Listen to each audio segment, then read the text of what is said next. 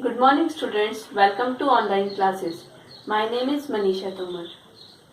हम बैक्टीरिया के बारे में डिस्कशन कर रहे थे. आज हम बात करेंगे रिप्रोडक्शन इन बैक्टीरिया, कि बैक्टीरिया किस तरह से रिप्रोड्यूस करते हैं. There are two methods of reproduction which are followed by bacteria. One method is asexual method and another one is sexual. In asexual method जो सबसे ज़्यादा कॉमन मेथड फॉलो किया जाता है दैट इज बाइनरी फिशन. इसके अलावा बर्डिंग होती है, एंडोस्पोर फॉर्मेशन,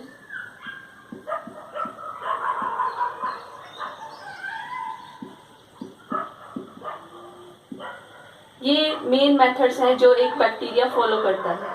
ठीक है, तो सबसे पहले हम बात करते हैं बाइनरी फिशन की.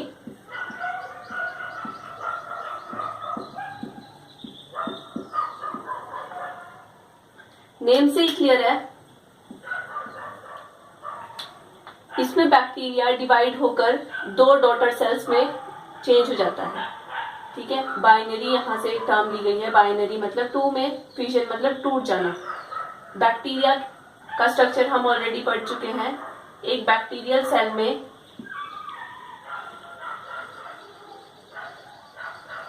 इस तरह से मेसोजोम होता है जिसके साथ न्यूक्लियोइड अटैच रहता है. न्यूक्लियोइड इसका जेनेटिक मटेरियल है. बाकी बाहर इसकी म्यूसिलेजिनस शीट होती है, सेल वॉल होती है, प्लाज्मा मेम्ब्रेन होती है. ड्यूरिंग बाइनरी फिशन क्या होता है, सबसे पहले जो फर्स्ट स्टेप फॉलो होता है that is replication of genetic material, या we can simply say it like replication of nucleoid. सबसे पहले न्यूक्लियोइड क्या करता है, रेप्लिकेट करता है और अपनी एक कॉपी रिप्रोड्यूस कर देता है.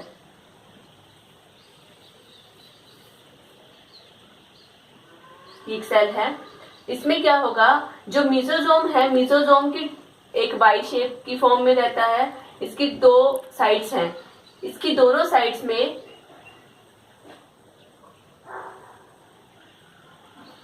इस तरह से एक न्यूक्लियोइड इधर फॉर्म हो जाएगा और एक न्यूक्लियोइड इधर फॉर्म हो जाएगा. ठीक है, इस तरह से रेप्लिकेशन हो जाती है न्यूक्लियोइड की. सेकेंड स्टेप है फॉर्मेशन ऑफ मेसोजोम.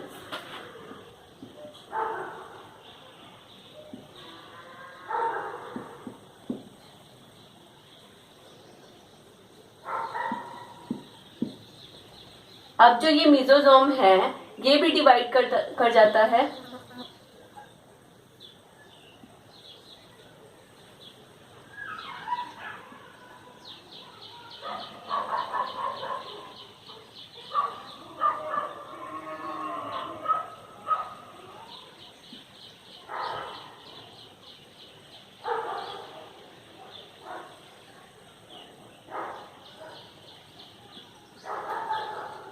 ठीक है, अब एक सेल ऐसी है हमारे पास जिसके पास दो मेसोजोम्स हैं और दो न्यूक्लियोइड हैं. इसके बाद थर्ड स्टेप होता है वॉल फॉर्मेशन या सेप्टम फॉर्मेशन. इन दोनों सेल्स के बीच में यहाँ पर सेप्टम फॉर्म हो जाता है और ये दोनों जो सेल्स हैं वो डिवाइड होकर दो डॉटर सेल्स बना देती हैं. इसमें सबसे पहले क्या होता है, जैसे एक बैक्टीरियल सेल है वो अपने साइज को इंक्रीज करती है. बाइनरी फिशन में जब उसको जाना होता है वो अपने साइज को इंक्रीज करती है, मटेरियल को कलेक्ट करती है. ठीक है, उसके बाद रेप्लिकेशन होती है, न्यूक्लियोइड फॉर्म होता है, रेप्लिकेशन ऑफ न्यूक्लियोइड होती है, दो न्यूक्लियोइड सेल्स, दो न्यूक्लियोइड यहाँ पे फॉर्म हो जाते हैं. उसके बाद मेसोजोम डिवाइड करता है और फाइनली सेप्टम फॉर्मेशन होती है, या we can say that cytokinesis होती है. साइटोकाइनेसिस होगी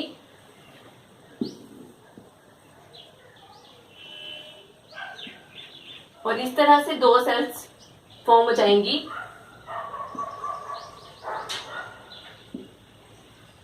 हर एक सेल के पास अपना मेसोजोम है, अपना न्यूक्लियोइड होगा.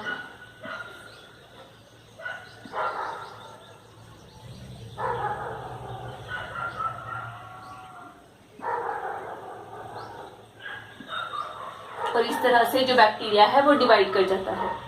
बाइनरी फिशन फेवरेबल कंडीशंस में होता है।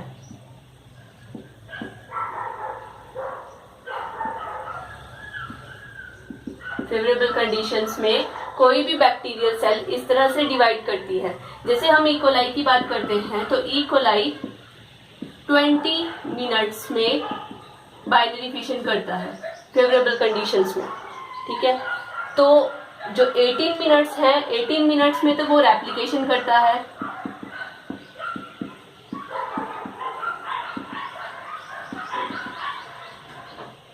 मतलब अपने न्यूक्लियोइड की कॉपी बनाता है, और 2 मिनट के अंदर जो आगे की प्रोसेस है वो हो जाती है। और इस तरह से एक ई कोलाई सेल, एक ई कोलाई इशरिचिया कोलाई है, एक बैक्टीरिया होता है, वो इस तरह से डिवाइड करता है और 2 डॉटर सेल्स फॉर्म कर देता है। सेकंड है हमारे पास बर्डिंग। ये बहुत रेयर केस में होती है, ठीक है। सबसे ज्यादा बाइनरी फिशन होता है, बहुत रेयर केस में बर्डिंग होती है। बर्डिंग में क्या होगा, जो बैक्टीरियल सेल है, बैक्टीरियल सेल में एक छोटी जैसी बर्ड बन जाती है, ठीक है। बर्ड फॉर्म होती है और ये क्या करता है, अपने न्यूक्लियोइड को डिवाइड करके एक कॉपी इसमें भेज देता है और यहाँ पर मिजोजोम फॉर्म हो जाता है और धीरे धीरे सेल साइज में ग्रो करती है, ये बर्ड साइज में ग्रो करती है और यहाँ से इसकी क्लीवेज हो जाती है और ये सेपरेट हो जाती है। तो इस तरह से जो बैक्टीरिया है वो डिवाइड कर जाता है बर्डिंग के थ्रू। जो एंडोस्पोर फॉर्मेशन है, एंडोस्पोर फॉर्मेशन एक तरह की स्पोरुलेशन होती है, लेकिन ये एसेक्सुअल मेथड नहीं है। बेसिकली क्या होता है, जो बैक्टीरियल सेल है, बैक्टीरियल सेल अगर अनफेवरेबल कंडीशंस में है,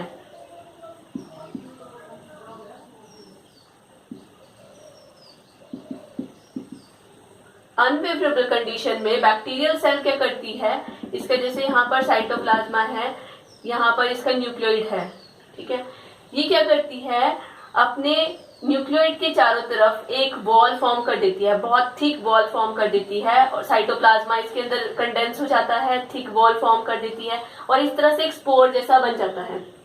ऐसा क्यों होता है, अगर बैक्टीरिया की ग्रो करने के लिए फेवरेबल कंडीशंस नहीं है और उसको खतरा है, तो वो क्या करती है, उस ड्रॉट कंडीशन से एस्केप करने के लिए अपने साइटोप्लाज्मा से सारा वाटर को रिलीज कर देती है और अपने साइटोप्लाज्मा को कंडेंस करके न्यूक्लियोइड के चारों तरफ एक लेयर, थिक लेयर फॉर्म कर देती है। और अगर कंडीशंस और ज्यादा अनफेवरेबल हो जाए तो ये इस सेल को भी रिलीज कर देती है और इस तरह से एक थिक स्पोर की फॉर्म में रह जाती है। और जैसे ही कंडीशंस फेवरेबल होती हैं, फेवरेबल कंडीशंस में ये साइटोप्लाज्मा अपनी सेल को, सेल की जो वॉल है, थिक वॉल को का ब्रेक डाउन करके वापस से बैक्टीरिया में ग्रो कर जाता है। इसलिए इसको हम एक एसेक्सुअल मेथड कह सकते हैं। अदरवाइज अनफेवरेबल कंडीशन में खुद को बचाने के लिए बैक्टीरिया इस तरह के जो कंडीशंस है उसको अडेप्ट कर लेते हैं। तो ये जो मेथड थे वो एसेक्सुअल मेथड में आते हैं। अब हम बात करते हैं सेक्सुअल मेथड्स की। वैसे तो बैक्टीरिया एसेक्सुअल मेथड के थ्रू ही रिप्रोड्यूस करता है। इसके अंदर अब सेक्सुअल मेथड की अगर हम बात करें तो सेक्सुअल मेथड में क्या होता है, 2 पेरेंट्स की जरूरत पड़ती है जिनके थ्रू गैमेट्स प्रोड्यूस किए जाते हैं और वो उनकी फर्टिलाइजेशन से एक नया इंडिविजुअल बनता है। तो बैक्टीरिया के अंदर इस तरह का कोई भी प्रोसीजर फॉलो नहीं किया जाता, लेकिन यहाँ पर क्या होता है, जो जेनेटिक मटीरियल है उसका ट्रांसफर किया जाता है।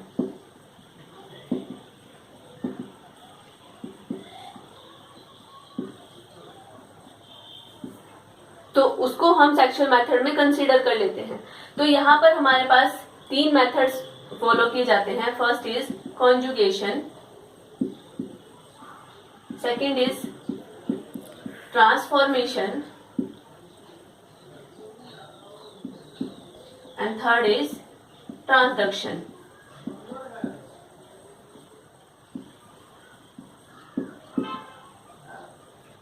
ठीक है, सबसे पहले हम बात करते हैं कॉन्जुगेशन की।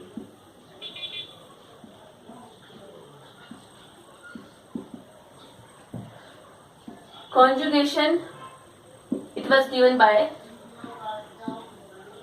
Lederberg and Tatum.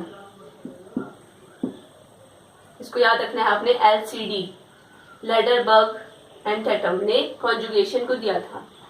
कॉन्जुगेशन में बेसिकली होता क्या है, जो बैक्टीरियल सेल होती है, बैक्टीरियल सेल के पास सेक्स पिलाई होते हैं, मैंने आपको पहले भी बताया था, ठीक है। ये ज्यादातर ग्राम नेगेटिव बैक्टीरिया के अंदर होती है।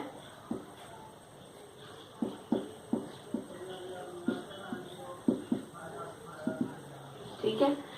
अब जो बैक्टीरिया है, बैक्टीरिया के पास क्या है, एक अपना एक्स्ट्रा न्यूक्लियर डीएनए है जिसको हम प्लाज्मिड बोलते हैं। उसके पास एक एफ जीन होता है, एफ जीन, या हम बोल सकते हैं फर्टिलिटी फैक्टर।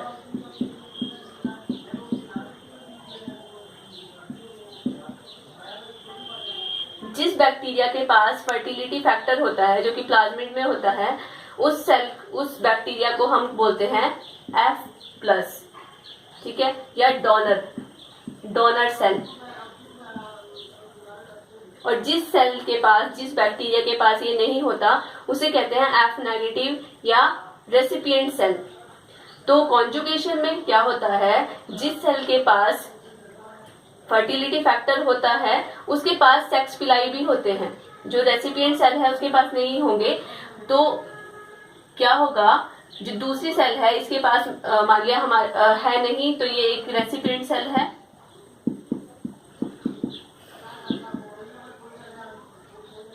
Recipient cell. तो कॉन्जुगेशन में क्या होगा, जो ये सेक्स पिलाई है ये ग्रो करेगा, इसकी टिप के ऊपर एक एंजाइम प्रेजेंट होता है जो ग्रो करते करते दूसरे सेल की सरफेस से टच करेगा और इसकी सेल वॉल को डिसॉल्व कर देगा, और बीच में एक कॉन्जुगेशन ट्यूब फॉर्म हो जाएगी, कॉन्जुगेशन ट्यूब। जब ये कॉन्जुगेशन ट्यूब फॉर्म हो जाएगी तो ये बैक्टीरिया क्या करेगा, अपने फर्टिलिटी फैक्टर को यानी प्लाज्मिड को या तो रेप्लिकेट कर देगा, एक कॉपी इसने बना ली। अब ये प्लाज्मिड इस कॉन्जुगेशन ट्यूब के थ्रू इस बैक्टीरिया के अंदर आ जाता है। जो ये डोनर सेल है ये एक तरह से मेल की तरह एक्ट करती है, और जिसके पास नहीं है वो एक फीमेल की तरह एक्ट करती है। तो ये प्लाज्मिड की कॉपी बनाकर इस कॉन्जुगेशन ट्यूब से ट्रांसफर कर देता है इसको। अब यहाँ पर जैसे इसने इसको ट्रांसफर किया, ट्रांसफर करने के बाद ये कॉन्जुगेशन ट्यूब डिसॉल्व हो जाती है। कॉन्जुगेशन ट्यूब डिसॉल्व हुई। अब जो ये बैक्टीरिया है इसके पास भी अपना एक फैक्टर है, ये भी पॉजिटिव है, F पॉजिटिव है, और अब इस सेल के पास भी अपना एक फैक्टर है, फर्टिलिटी फैक्टर है, तो ये भी कैसी है, F पॉजिटिव है। अब ये किसी और सेल के लिए डोनर का काम कर सकती है और दूसरी सेल इसके लिए रेसिपिएंट का काम कर सकती है। तो कॉन्जुगेशन में बेसिकली हो क्या रहा है, रिप्रोडक्शन में होना क्या चाहिए कि एक सेल डिवाइड करके दूसरी सेल फॉर्म करती है, लेकिन इसमें ऐसा नहीं है। इसमें सिर्फ एक बैक्टीरिया क्या करता है, अपने जेनेटिक मटेरियल को दूसरी सेल के अंदर ट्रांसफर कर देता है। तो यहाँ पर भी इसके पास रिकॉम्बिनेशन तैयार हो गया, तो इसलिए हम इसको रिप्रोडक्शन में कंसीडर कर देते हैं। अदरवाइज ये सेक्सुअल मेथड प्रॉपर वे में एक रिप्रोडक्शन का मेथड नहीं है। तो कॉन्जुगेशन इस तरह से होती है, ठीक है। नेक्स्ट आती है ट्रांसफॉर्मेशन।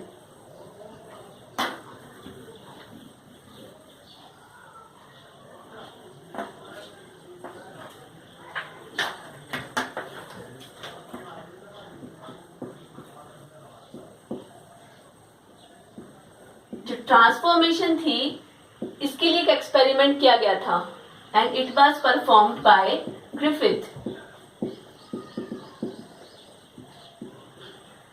इन्होंने क्या किया, एक डिजीज होती है निमोनिया,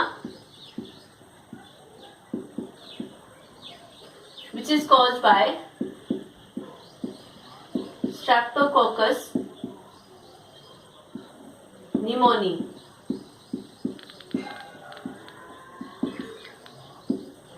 और डिप्लोकोकस निमोनी।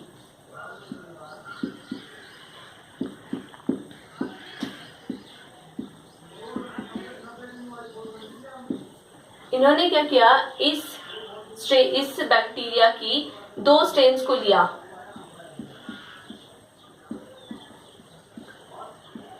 एक थी S3 स्ट्रेन, दूसरी थी R2 स्ट्रेन। S का मतलब है smooth walled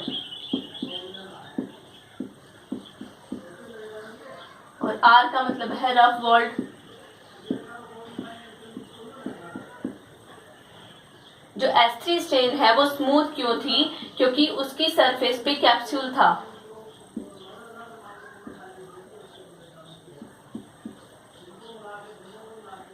capsule is present. और ये रफ क्यों थी, बिकॉज कैप्सूल इज एब्सेंट।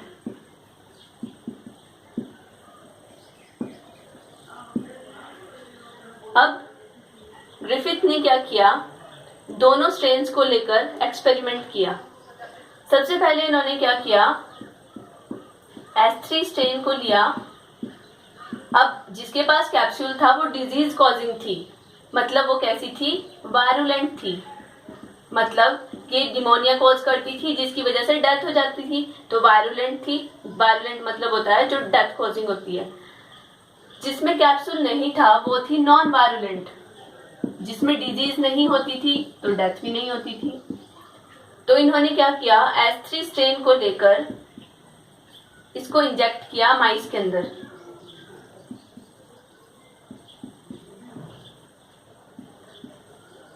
अब S3 स्ट्रेन कैसी थी, वायरुलेंट थी, डिजीज कॉजिंग थी। जब इन्होंने माइस के अंदर इंजेक्ट किया तो माइस की डेथ हो गई। फिर इन्होंने क्या किया, R2 स्ट्रेन को लिया। R2 स्ट्रेन को लेकर माइस में इंजेक्ट किया।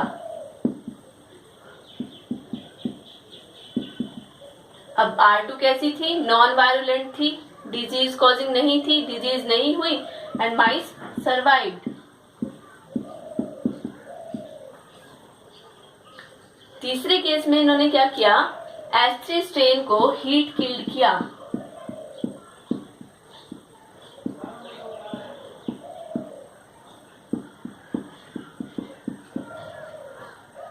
अब S3 स्ट्रेन हीट किल्ड हो गई, मतलब इसके पास अब कैप्सूल नहीं रहा। जब इन्होंने इसको इंजेक्ट किया माइस के अंदर तो माइस की डेथ नहीं हुई, क्योंकि माइस के अंदर डिजीज नहीं हुई और माइस सरवाइव कर गया। फोर्थ केस में इन्होंने क्या किया,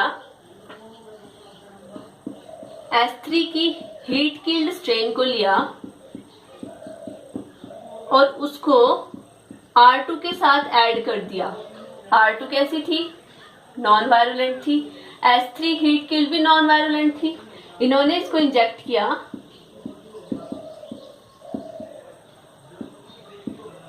अब इस केस में क्या होना चाहिए,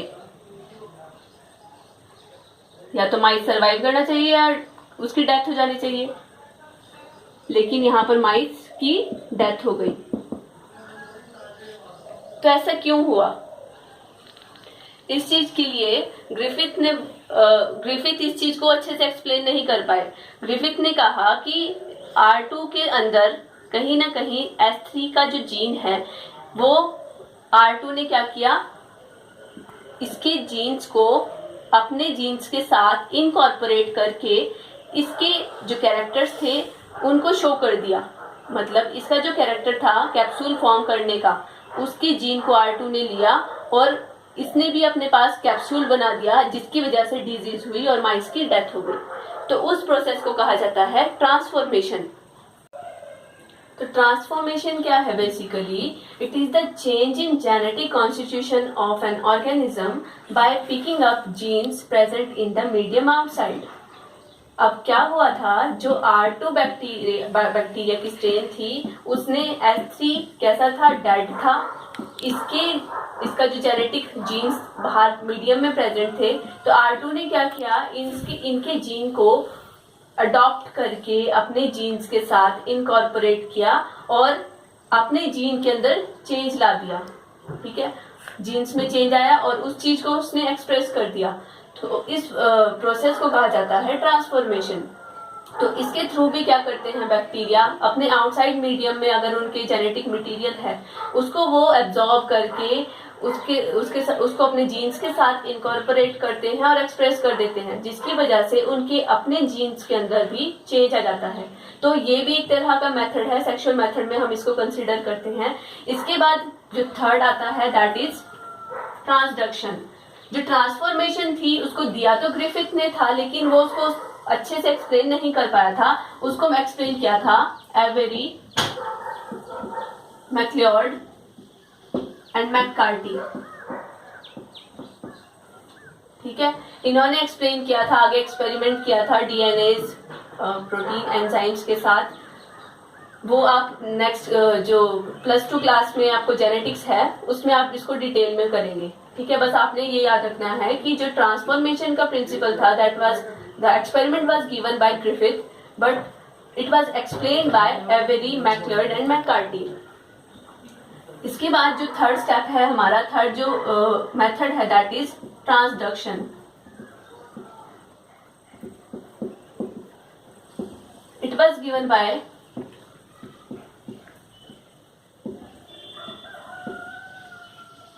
जिंडर एंड लिडरबर्ग। इन्होंने इसको दिया था।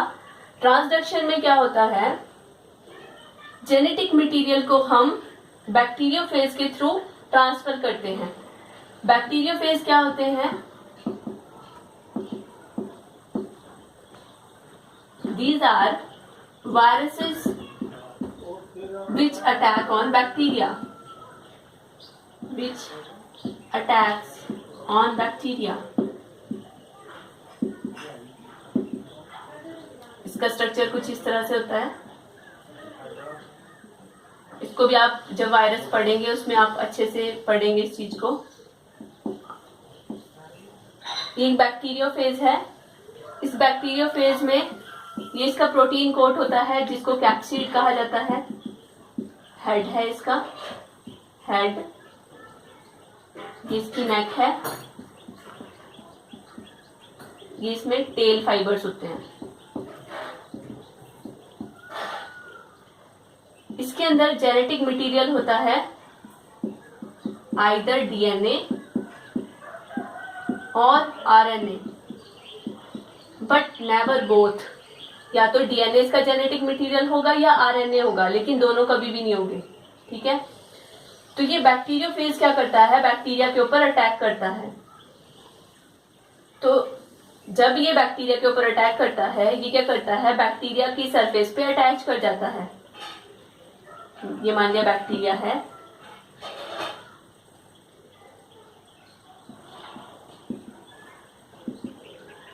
बैक्टीरिया की सरफेस पे अटैच करता है और यहां से एक एंजाइम सिक्रीट करता है विच इज लाइसोजाइम।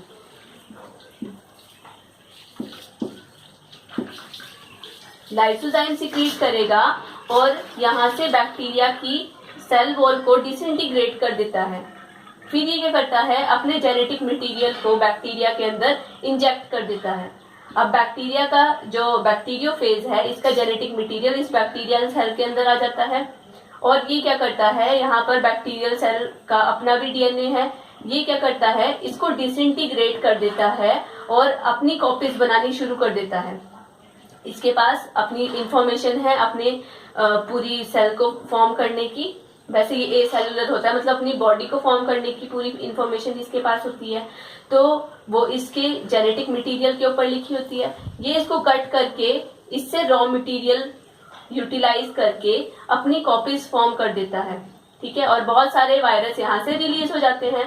लेकिन ट्रांसडक्शन में हम क्या एक्सप्लेन करना चाह रहे हैं कि जैसे ही ये इसके जेनेटिक मटेरियल को तोड़ता है, कई बार ऐसा होता है कि इस बैक्टीरिया के कुछ जीन्स एज इट इज इस वायरल डीएनए के साथ अटैच्ड हो जाते हैं। जैसे ये वायरस का डीएनए है, इस वायरस के डीएनए के साथ कुछ जीन्स किसके आ गए, बैक्टीरिया के भी आ गए। अब मान लिया ये जो वायरस है इस वायरस ने किसी और बैक्टीरिया के ऊपर अटैक किया, अब इसने दूसरे बैक्टीरिया के ऊपर अटैक किया। अब इसके जो जीन्स थे ये जब ये अटैक करेगा तो ये इस बैक्टीरिया के अंदर भी चले जाएंगे। तो इसके थ्रू क्या हुआ, जो प्रीवियस बैक्टीरिया था इसके जो जीन्स थे वो नेक्स्ट बैक्टीरिया में एंटर हो गए। तो इस प्रोसेस को कहा जाता है transduction. It is the transfer of genetic material of one bacteria to the another bacterium with the help of these bacteriophage is known as transduction। तो इसके थ्रू क्या होता है, जेनेटिक मटेरियल ट्रांसफर होता है। तो ये तीनों प्रोसेसेस भी हम रिप्रोडक्शन में कंसीडर करते हैं। इसके बाद आती है इकोनॉमिक इंपॉर्टेंस बैक्टीरिया की, और एक हमारा बचता है टॉपिक साइनोबैक्टीरिया के बारे में, तो उसको हम नेक्स्ट लेक्चर में करेंगे। Thank you class.